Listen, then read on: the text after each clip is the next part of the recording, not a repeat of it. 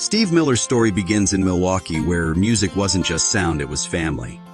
His parents weren't ordinary folks. They were friends with Les Paul, the man who changed the sound of the guitar forever. Little Steve would sit on the living room floor, wide-eyed, as Les Paul and Mary Ford jammed in front of him. It wasn't just music, it was magic. Steve didn't want to be a doctor or a pilot. He wanted to make that sound. He learned early that music could take you places no airplane could.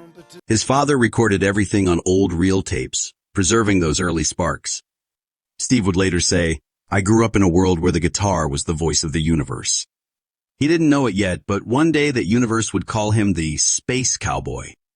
When the Miller family moved to Dallas, Steve found himself surrounded by blues and heat, both in the air and in the soul of the South. At St. Mark's School, he formed his first band, the Marksmen, covering Chuck Berry and Little Walter songs.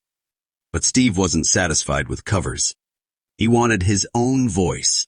He studied the greats T-Bone Walker, Muddy Waters, B.B. King, absorbing their energy. T-Bone even taught him how to bend notes like emotions. By high school, he was already a local legend. His hands could speak blues, but his imagination reached for the stars. He didn't just want to play songs.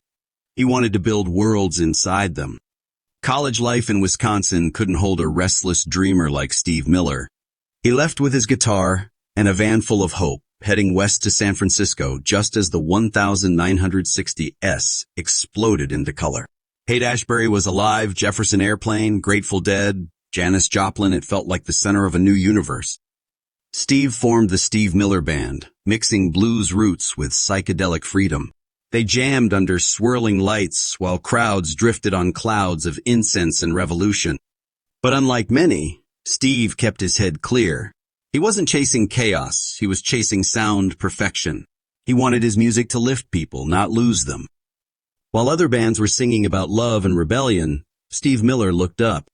His songs began to sound like constellations, mystical, smooth, and free. In 1968, his early albums Children of the Future and Sailor captured that spirit. They weren't just records, they were portals. Tracks like Living in the U.S.A. showed his command of blues rock, but he was already hearing something beyond. Late nights in the studio, he'd layer echo and reverb until it felt like he was floating in space. His bandmates joked he was trying to talk to the stars. In truth, he was trying to make them sing back. Then came 1973. Steve Miller released The Joker and everything changed. Suddenly, he wasn't just a musician.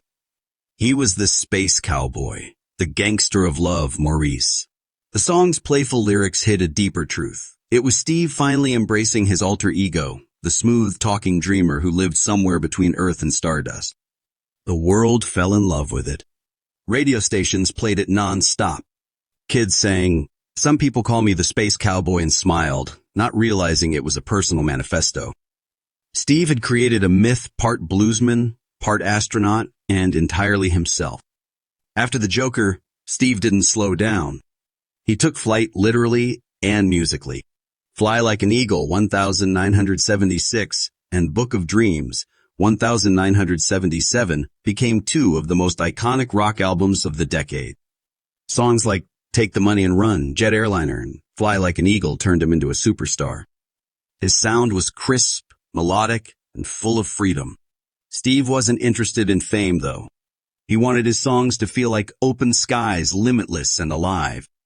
Each track was carefully built, every note, a reflection of years of study and love for the craft.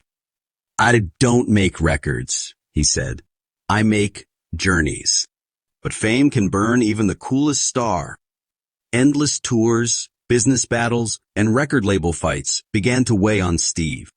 He watched friends lose themselves to the darker sides of success. He refused to. Instead, he retreated to his studio and his plane. Yes, he flew his own. Flying was freedom, just like music. Up there, above the clouds, he'd think of melodies that later became anthems. The Space Cowboy wasn't escaping, he was recharging. "The music business," he said, "can break your heart if you let it. So, I just fly higher." The 1980S brought new challenges, synths, MTV changing tastes, but Steve Miller stayed timeless. His songs from the 70s still soared on radio waves, and when he returned with Abracadabra in 1982, it became another hit. Every generation needs magic, he joked, and his was the kind that never faded. Even as trends shifted, his music remained fresh because it was built on feeling, not fashion. The Space Cowboy wasn't a relic, he was a traveler. Each decade was another galaxy to explore. By the 2000s, Steve Miller had become one of rock's most respected survivors. He'd outlasted fads, scandals, and time itself, but he never lost his humor or humility. Younger musicians like the Black Keys and John Mayer called him an inspiration. His songs were still on movie soundtracks, car radios, and college dorm speakers. Fly Like an Eagle had become an anthem of possibility. The Space Cowboy had traveled far but remained grounded in blues. "Everything I do," he said, "comes from the heart of the blues. Even when I'm flying." Today, Steve Miller stands as a legend rock and roll Hall of Famer, master songwriter, and eternal dreamer. He's older, wiser, but still that same boy from Milwaukee staring at Les Paul's guitar in awe. The Space Cowboy never landed because he never had to. His music still floats in the air, timeless, smooth, and full of wonder. When he plays the Joker on stage, fans of all ages sing along smiling. They may not realize it, but for a few minutes, they're all flying with him across time, through sound, into the stars. Because Steve Miller didn't just become the Space Cowboy. He taught the world how to fly.